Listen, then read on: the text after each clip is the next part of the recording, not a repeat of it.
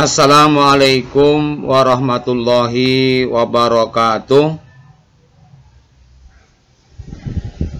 Selamat pagi anak-anakku sekalian kelas 7. Alhamdulillah pada pagi hari ini kita bisa berjumpa kembali dalam pembelajaran jarak jauh atau penugasan jarak jauh.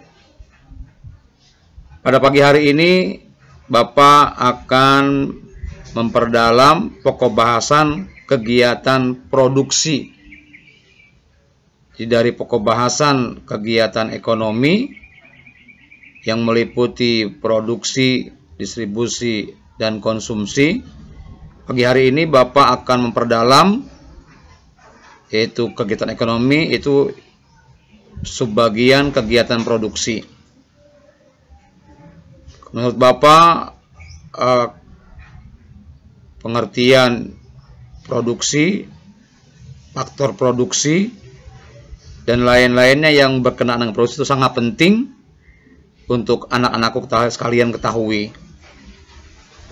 Nah sekalian, sebelum kita belajar, mari kita baca doa bersama-sama menurut agama dan kepercayaan masing-masing. Berdoa, kita mulai.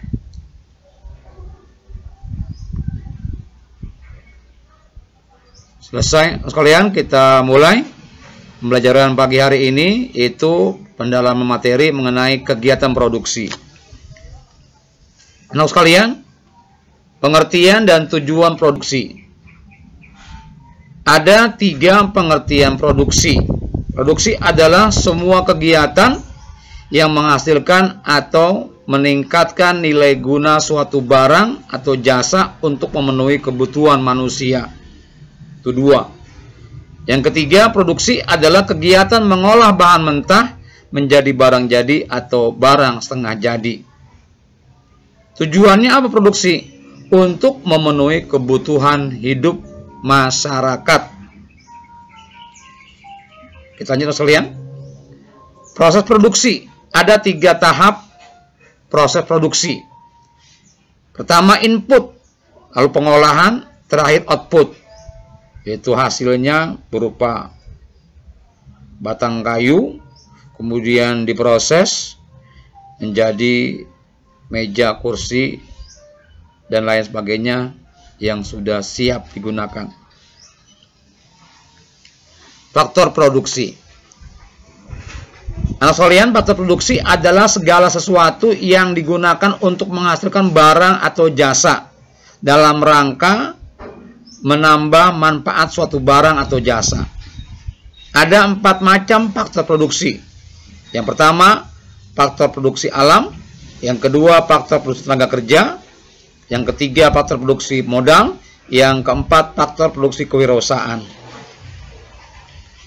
Anak sekalian, faktor produksi alam atau sumber daya alam adalah segala yang disediakan alam atau oleh Tuhan, baik langsung maupun tidak langsung, dapat digunakan manusia dalam kegiatannya memenuhi kebutuhan untuk mencapai kemakmuran.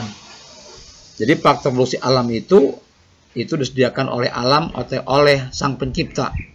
Itu Allah Subhanahu wa taala. Faktor produksi alam yang dapat dinikmati secara langsung adalah tanah, udara, air, dan sinar matahari. Sedangkan faktor produksi alam yang harus diolah terlebih dahulu adalah berbagai macam barang tambang seperti timah, perak, aluminium, serta tenaga alam seperti PLTA dan PLTU. Berikutnya, faktor produksi tenaga kerja. Tenaga kerja atau sumber daya manusia adalah segala kegiatan manusia baik fisik atau rohani yang ditujukan untuk keperluan produksi. Penggolongan tenaga kerja. Tenaga kerja menurut sifatnya dibagi menjadi A. Tenaga kerja jasmani fisik. Dibagi lagi menjadi tenaga kerja terdidik, tenaga kerja terlatih. Yang ketiganya, tidak terdidik dan tidak terlatih. B-nya, tenaga kerja rohani atau pikiran. Ya kayak pengarang buku dan lain-lainnya. Ini penggolongan tenaga kerja. Penggolongan tenaga kerja berikutnya, tenaga kerja mau menurut kedudukannya. Tenaga kerja dengan usaha sendiri, tenaga kerja yang bekerja pada orang lain, dibagi dua. Berikutnya, penggolongan tenaga kerja menurut hubungannya dengan proses produksi. Tenaga kerja langsung adalah tenaga kerja yang berhubungan langsung dengan proses produksi, misalnya mandor, operator mesin, atau pabrik. Yang kedua, tenaga kerja tidak langsung, tenaga kerja yang tidak berhubungan langsung dengan proses produksi, tetapi ikut membantu kelancaran proses produksi. Misalnya apa? Sekretaris, bagian administrasi, atau TU, dan lain-lainnya. Jenis perusahaan. Ada perusahaan ekstraktif. Perusahaan ini bergerak bidang usaha penggalian dan pengambilan kekayaan yang dilakukan oleh alam, misalnya barang tambang. Perusahaan agraris, hubungan dengan pertanian, perikanan, ya peternakan. Kemudian perikanan, perusahaan industri.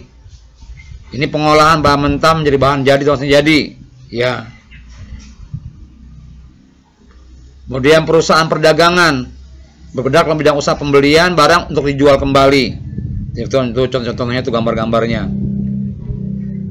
Jenis perusahaan masih perusahaan jasa. Perusahaan ini bergerak di bidang usaha jasa atau memberikan pelayanan. Contohnya itu pegadaian, angkutan umum, ya koperasi dan lain-lainnya. Kegiatan ekonomi ketiga, ada kegiatan produksi, konsumsi dan distribusi yang kemarin sudah kita jelaskan. Sekalian, terakhir tugas sekalian. Nih, ada 5 soal esai yang harus kamu jawab. Ya, sekalian ya 5 soal ya. Jangan lupa dikerjakan di selembar boleh, poli boleh, buku latihan boleh. Jangan lupa bebas, boleh lihat buku, boleh buka Google. Yang penting dikerjakan dengan baik. Nah, sekalian, sampai sini saja pendalaman materi tentang kegiatan produksi. Sampai jumpa lagi di pertemuan berikutnya. Saya ucapkan assalamualaikum warahmatullahi wabarakatuh.